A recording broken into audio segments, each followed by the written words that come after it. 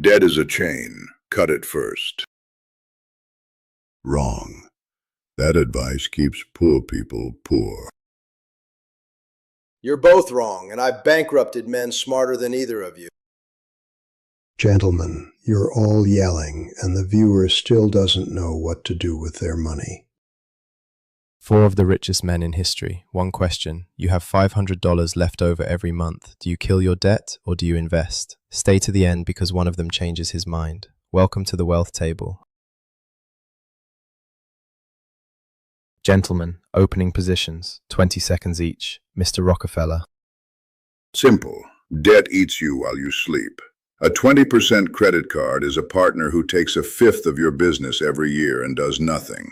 Pay it off. Every dollar of debt destroyed is a guaranteed tax-free return. Show me an investment that guarantees 20%. You can't. And while you spend 5 years destroying debt, the market compounds without you. Time is the one thing you cannot buy back. I didn't wait until Ford Motor was debt-free to build the assembly line. You invest first, because your earning machine matters more than your interest bill. You're both skipping step 0. Before debt, before investing, 1 month of expenses in cash. A man with no reserve sells his future at a discount the first time his roof leaks. An emergency fund is the cheapest insurance ever invented. How charming. Small answers from small thinking. The correct answer is, it depends on the interest rate, and I'll prove that everyone at this table is only right at a specific number. Debt is not evil. Debt is a tool. In the wrong hands, so is a hammer. Round 1. The viewer has $3,000 of credit card debt at 24% interest. Rockefeller says kill it. Anyone disagree? There is no investment on earth that reliably beats 24%. Anyone who tells you to invest while carrying that debt is selling you something. Let me put numbers on it, since the modern viewer enjoys those. $3,000 at 24%, paying only the minimum? You'll pay for roughly a decade and hand the bank more than the original debt again in interest. The minimum payment is not a payment plan. It is a subscription. Here's the part nobody says out loud. Minimums are designed to keep you in the machine. The bank doesn't want you to fail. It wants you to almost fail, forever. In my day, we called that indentured servitude. Now it comes with cashback points. So where exactly is the line? Above what rate does debt always win? Roughly 8 to 10%. Above it, paying down debt beats any realistic expected return, and it beats it with certainty. Below it, we have an actual argument, which is round 2. New scenario. The credit cards are gone. Now it's a car loan at 6% and a mortgage at 4%. Same $500 a month. Mr. Ford, now do we invest? Now we invest. The stock market has averaged around 10% a year over the last century, roughly 7% after inflation. If your debt costs 4% and your money can earn 7%, paying the mortgage early is choosing to be poorer on purpose. Every extra mortgage payment is a 4% return, and only a 4% return. I built an empire on knowing the difference between 4 and 7. Averages. Averages are what drowning men cite. The market averaged 10% and also fell by half, twice, within one lifetime. Your 4% mortgage payoff is guaranteed, and it arrives whether or not the world cooperates. Guaranteed and small. Guaranteed and certain, Henry, those are different words. And note what the certainty buys. A man with no mortgage cannot be foreclosed on. In 1929, I was buying, and I could buy because I owed nothing that could force me to sell. And there it is, the real answer. It's not mathematics, it's nerves. Ford's math is correct if you won't panic. Rockefeller's caution is correct if you will. Most people believe they're Ford and behave like a startled horse. May I offer the compromise that made me the face of the $100 bill? Split it. From the $500, some to investments, some extra to the debt.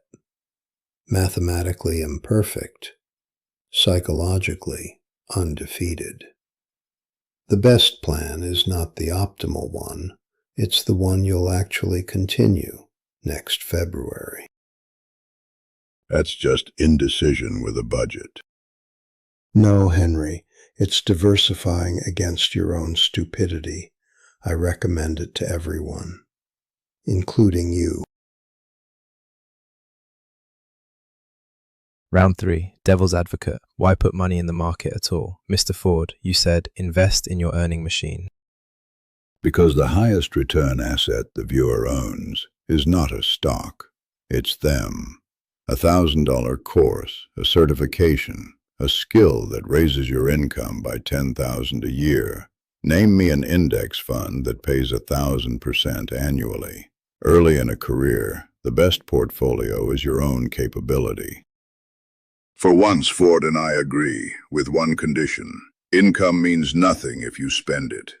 I made my clerks write down every barrel, every cent. The skill that made me rich wasn't oil. It was accounting for everything. Raise your income and hold your costs still, and the gap between them is where wealth is born. And I'll play the villain since it suits me. Invest in yourself is also the most abused sentence in finance. Half the internet sells $2,000 courses to people carrying $3,000 in card debt and calls it self-investment. Apply a test. Does this purchase have a plausible, specific path to more income, a client, a credential someone actually asks for, a rate you can then charge? If not, it isn't investing. It's shopping with a motivational poster. An investment in knowledge pays the best interest. I did say that. I did not say, buy every course with my quote in the advertisement. Before the verdict, the table has to face something that complicates everything said so far. Studies of people paying off multiple debts find that the mathematically optimal method, highest interest first, the so-called avalanche, gets abandoned more often than the alternative, paying the smallest balance first, regardless of rate. The snowball is worse on paper, but people using it are more likely to actually finish. Then the optimal plan is not optimal. I built my life on efficiency, and efficiency that gets abandoned is waste wearing a better suit. Which is the honest complication of this entire episode. Everything we've said assumes a person who executes for years without flinching. That person is rare. So which do you actually tell them, John? Both and in order. If your debts are similar in size, use the avalanche. Take the free money the mathematics offers. If one debt is small enough to kill in 2 or 3 months, kill it first, even if the rate is lower, and use the momentum. Small victories keep men marching. And note the size of what we're arguing over.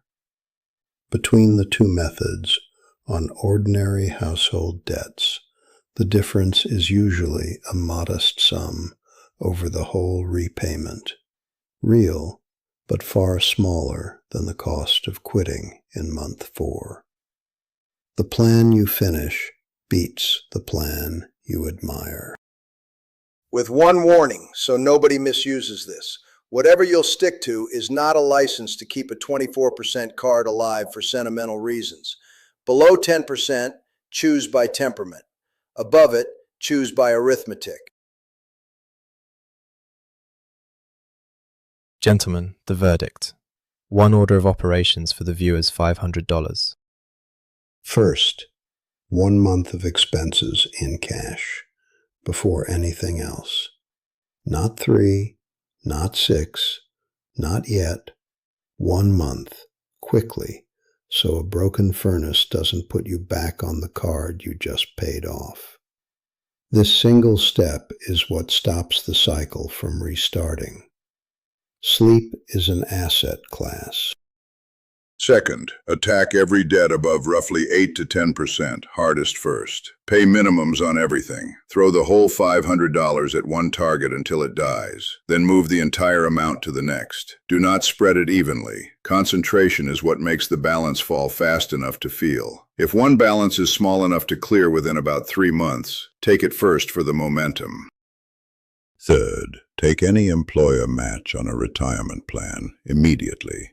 If your employer matches contributions, that is an instant return no debt payoff can beat, and it is the one exception that outranks even high-interest debt. It's free money. Even Morgan doesn't refuse free money. I resent that. It's accurate, but I resent it. Fourth, for debt under about 8%, choose once and automate it. Split the surplus if you're uncertain, half invested, half to the loan. Set it to move on payday before you see it. Then stop renegotiating with yourself every month. Hesitation is the most expensive habit in finance. And once your emergency fund reaches 3 to 6 months of expenses, everything above that belongs in investments, not the bank.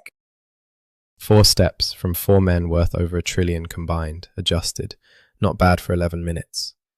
That's the order. Reserve, high interest debt, employer match, then the split. Next time at the wealth table, the biggest financial decision most people ever make, renting versus buying a home, and the costs of ownership nobody puts on the listing. Subscribe so the table stays lit,